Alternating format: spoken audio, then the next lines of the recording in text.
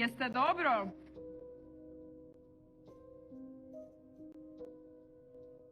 Jebote, šta radi ona?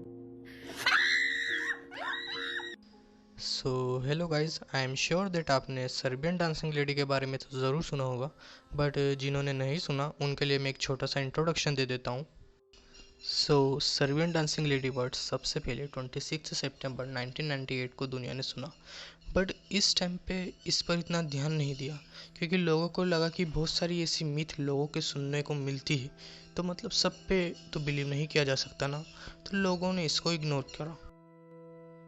But अभी recently 2019 में एक टिकटॉकर यूज़र ने इसकी वीडियो अपलोड की। देन इसकी वीडियो तेज़ी से वायरल होने लगी।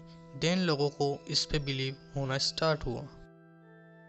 अकॉर्डिंग टू पीपल जिन्होंने भी सर्बियन डांसिंग लेडी के साथ अपना इनकाउंटर क्लेम किया, उनके अकॉर्डिंग अगर उस डांसिंग लेडी ने आपको नोटिस कर लिया या देख लिया तो वो आप पे चार्ज कर देगी फॉर योर डेथ। ऐसे ही एक कम्युनिटी ब्लॉग के यूज़र निको ने सर्बियन लेडी के साथ अपना इनकाउंटर शेयर किया। अकॉर्डिंग टू निको और उनकी माँ सर्बिया के किसी होटल में रात को डिनर करने गए थे एंड उनको डिनर करते वक्त थोड़ा लेट हो गया। उन्होंने टाइम देखा तो लगभग रात के 12 बज गए थे, तो उन्होंने फटाफट अपना डिनर कंप्लीट करा और वो उस होटल से निकल गए। और वो किसी गाड़ी से नहीं गए थे क्योंकि उनका घर उस होटल के पास ही था, मतलब वॉकिंग डिस्टेंस पर। वो ऐसे ही बात करते हुए चल रहे थे एंड उस वक्त उस एरिया में कोई भी नहीं था, मतलब पिन ड्रॉप साइलेंस। निको और उनकी माँ अपनी घर की तरफ वॉक कर ही रहे थे। रात काफ़ी हो चुकी थी, आसपास के साथ एरिया में कोई नहीं था। तभी उन्हें वॉक करते हुए कुछ डिस्टेंस पर एक वियर्ड डांसिंग फिगर दिखता, मतलब वो फिगर बहुत अजीब तरह से डांस कर रहा था और वो एक लड़की की तरह थी। तो उसको देख कर लग रहा था मतलब जैसे वो अपना हर एक मसल बहुत अजीब तरह से हिला रहा है। उन्होंने जैसे ही उस फिगर को देखा वो काफ़ी सरप्राइज हुए क्योंकि जैसे कि आपको पता है रात के 12 साढ़े 12 हो गए थे और रात की 12:30 बजे के लगभग कोई चौराहे पे ऐसे अजीब सा डांस करते हुए एक लेडी दिखेगी तो हर कोई सरप्राइज होगा। तो उन्होंने भी जैसे ही उसे देखा बहुत सरप्राइज हुए। बट सरप्राइज होने के साथ साथ उनकी माँ और निको ने दोनों ने सोचा कि ये लेडी यहाँ पर इतनी रात को क्या कर रही है, शायद उन्हें कोई हेल्प की ज़रूरत हो। तो वो उनको हेल्प देने के लिए थोड़ा आगे बढ़ने लगे, उस लेडी की तरफ आगे बढ़ने लगे। बट जैसे ही उस डांसिंग लेडी ने उनको नोटिस करा वो उनके पीछे एकदम चार्ज कर गई।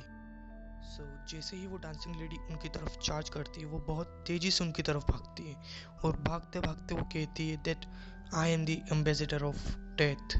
वो ऐसे चिल्लाते हुए आती that I am the ambassador of death.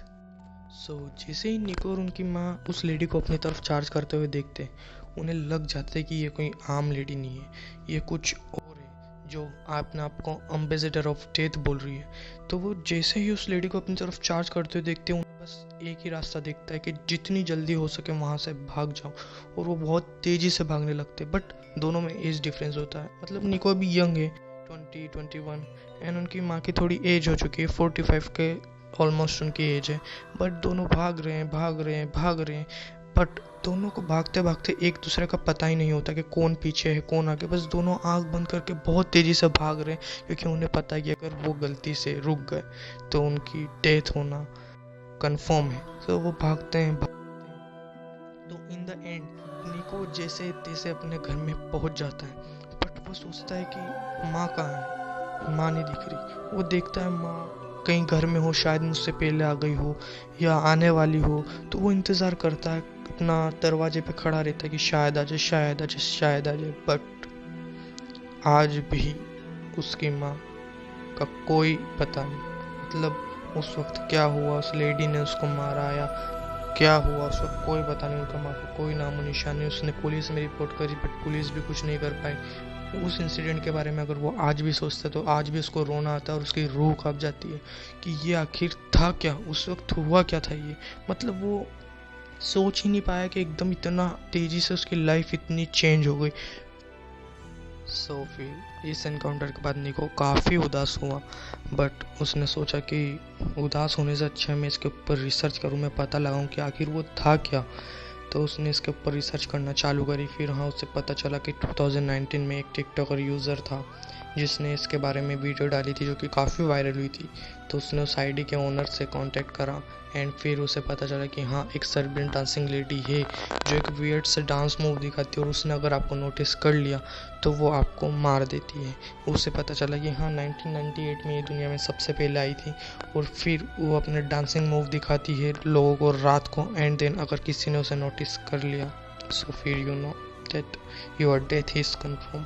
सो वो समझ चुका था कि उसका जो इनकाउंटर था वो एक सर्बियन डांसिंग लेडी के साथ ही था, एंड उस इंसिडेंट को वो आज भी सोचता है तो वो बहुत डर जाता है, घबरा जाता है और आज भी वो उस रोड से उस होटल में कभी नहीं गया और रात को उससे निकलना ही बंद कर दिया है। सो ये निको की स्टोरी थी।